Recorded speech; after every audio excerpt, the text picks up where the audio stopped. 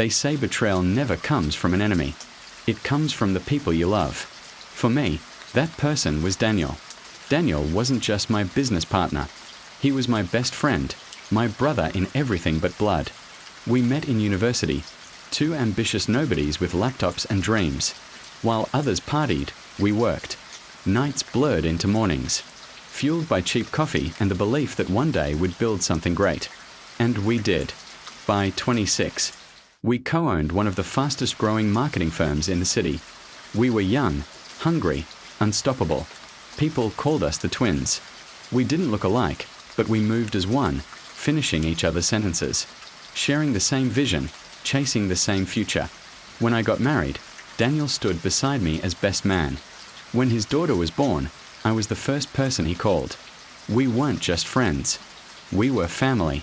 Or so I thought. But family doesn't do what Daniel did. It began small. A few missing receipts.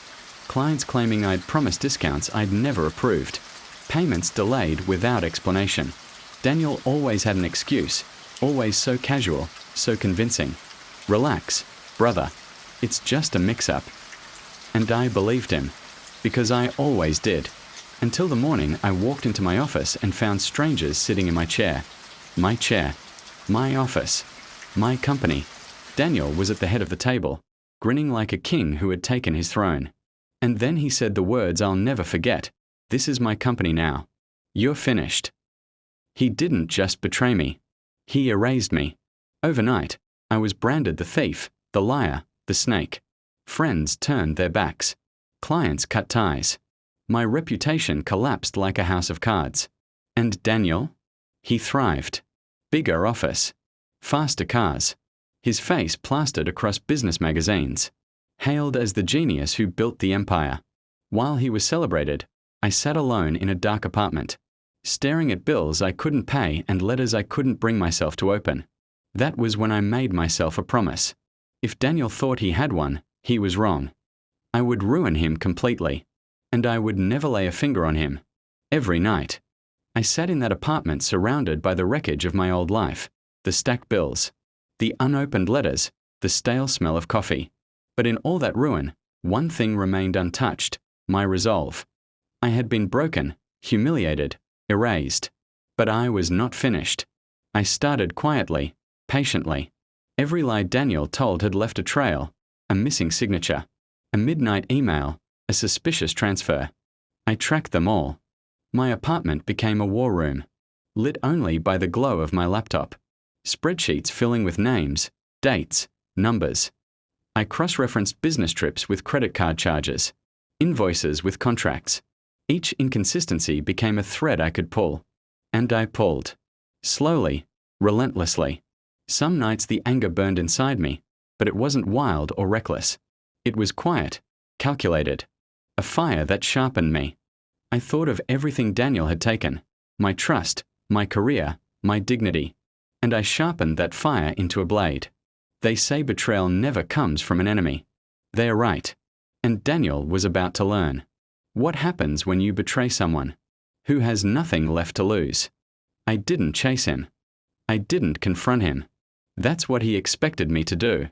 He thought I'd scream, fight, beg. No. I chose silence. Silence is sharper than any weapon. Silence makes people uneasy, paranoid. While he celebrated his new empire, I was rebuilding myself in the shadows. Every night became the same ritual. Laptop open. Coffee half finished. Spreadsheets filled with red highlighted names and numbers. I wasn't just tracking Daniel's moves. I was learning his patterns, his strengths, his weaknesses. And I realized something chilling. Daniel wasn't careful. He wasn't cautious. He was arrogant. Too arrogant. He thought he was untouchable. That arrogance was my doorway in. I started with the finances. Payments that didn't match. Accounts that appeared and disappeared like ghosts. Transfers routed through shell companies with names. So generic they might as well have been neon. Signs screaming fraud. But money was just the surface. The deeper I dug, the dirtier it got. Emails, texts, late-night phone calls. Every lie he told left a fingerprint, and I was collecting them all. Some nights I thought about how easy it would be to confront him directly, to expose him in one explosive move. But then I remembered, explosions are loud. They burn bright, but they burn out fast. I didn't want fast. I wanted permanent. So I studied him, like an architect studying a building before demolition. Every beam, every foundation, every weakness. Daniel had built his empire on lies, arrogance, and fear, and I was going to take it apart. One brick at a time. I started small. I tracked his travel schedules, the conferences, the retreats, the business meetings that weren't business at all. I compared flight receipts with hotel records, company funds with personal indulgences. Every discrepancy went into my growing archive. The more I found, the more I realized how fragile he really was. On the outside, he looked invincible. But behind the magazine covers and staged photographs, he was just a man building castles on sand. And I was the tide. The anger inside me didn't fade. It evolved. It became discipline, precision. I no longer thought of revenge as rage. I thought of it as math. Cold. Measured. I knew when to add pressure, when to subtract trust, when to divide loyalty. Piece by piece, the puzzle formed. And when I looked at the whole picture, I almost laughed. Because Daniel hadn't just betrayed me. He had betrayed everyone. His clients, his investors, even his own family. All I had to do was show them what was already there. But not yet. Not until the moment was perfect. So I waited. The moment to act came quietly, almost unnoticeable at first. No dramatic lightning strike. No cinematic drum roll. Just a choice. A click of a mouse. An email sent. A single thread tugged from Daniel's carefully woven web. And once I tugged, I couldn't stop. I started with his home. His wife received an anonymous envelope one morning. Inside were photographs, screenshots, messages, proof of late nights that weren't really business meetings, transfers he couldn't explain, phone calls to numbers that weren't hers. I didn't need to tell her what to think. The evidence spoke for itself. Imagine being her, opening that envelope at the breakfast table, kids in the next room, coffee still warm. She must have felt her stomach drop, her hand shake, her entire world tilt sideways. That was the first domino. Next were the investors. People Daniel had charmed, convinced that he was their golden ticket. I drafted a neat, anonymous dossier, bank statements, account transfers, falsified invoices. Every page was backed with irrefutable proof.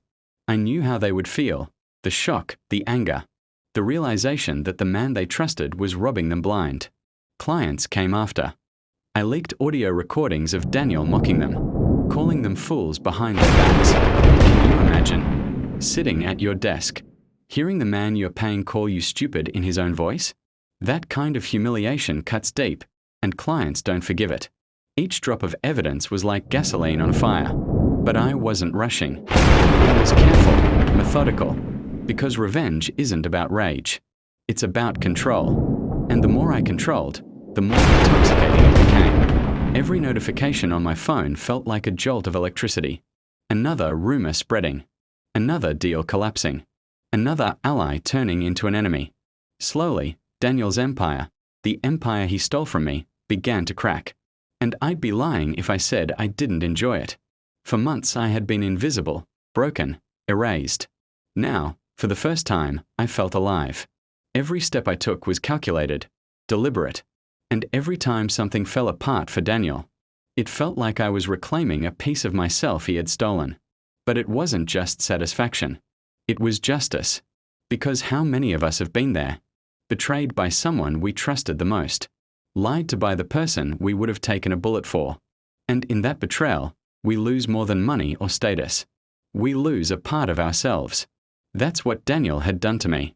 And now, piece by piece, I was taking it back. The media was the final strike.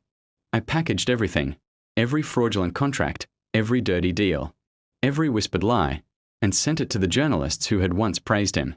They didn't hesitate. Within days, his face was on every headline, not as a genius, not as a visionary, but as a fraud. He tried to deny it. Of course he did. He called people, begged for meetings, shouted on the phone. But it was useless. His investors pulled out. His clients demanded refunds. His reputation, the mask he wore so proudly, shattered in front of him. And I just watched. No confrontation. No gloating. Just silence. Watching a man choke on his own lies is more powerful than any punch you could throw. It was surreal. The same man who once looked untouchable, the king of everything we had built, was now cornered, desperate, drowning. And I realized something. Revenge doesn't always feel like fire. Sometimes, it feels like standing in the rain after years of drought. Calm, cleansing, necessary. Daniel had taken everything from me. But by the time I was done, he had nothing left. And the best part? He still had no idea it was me. The storm had passed, but the silence it left behind was louder than anything I'd ever heard. Daniel's empire was gone. His wife had left. Investors had abandoned him. Clients turned their backs. And the media ripped his name apart until there was nothing left but ashes. He was finished. Completely, irreversibly finished. But here's the strange thing about revenge. When it's finally over, you expect fireworks, relief, triumph. Instead, what you feel is something else entirely. I saw him one last time. Not in a boardroom. Not on a magazine cover. Not behind the wheel of some expensive car. No. I saw him in a cafe. Alone. He looked nothing like the man I once knew. His suit was wrinkled, his hair unkempt, his eyes hollow. He stared down at a coffee cup like it contained the answer to everything he had lost. His hands trembled when he lifted it. His shoulders slumped under a weight no one else could see. For a long time, I just watched him. From a corner table, half hidden in the dim light. He didn't notice me. He wouldn't have even recognized me anymore. And in that moment, I felt something unexpected. Not triumph. Not joy. Not even anger. I felt recognition. Because how many of us have been there? Broken. Humiliated. Erased. Sitting alone in the dark. Staring at bills we can't pay, letters we can't open. Wondering how it all fell apart. I had been there. Daniel had put me there. And now, he was living in that same emptiness. The difference? I had crawled out of it. He never would. Part of me wanted to stand up, to walk over, to tell him it was me. To watch his face collapse as he realized. The ghost of the man he betrayed had been pulling. His strings all along. But I didn't. Because the beauty of this revenge wasn't in the confrontation. It was in the silence. The not knowing. He would spend the rest of his life haunted by questions. Who betrayed him? Who destroyed everything he built? Who turned his kingdom to rubble? And the answer would never come. That's the cruelest part of betrayal, isn't it? Not the knife in the back, but the silence after. I walked out of that cafe into the night. The rain had just started, light drops tapping against the pavement, glowing under the neon signs. And for the first time in years, I felt free.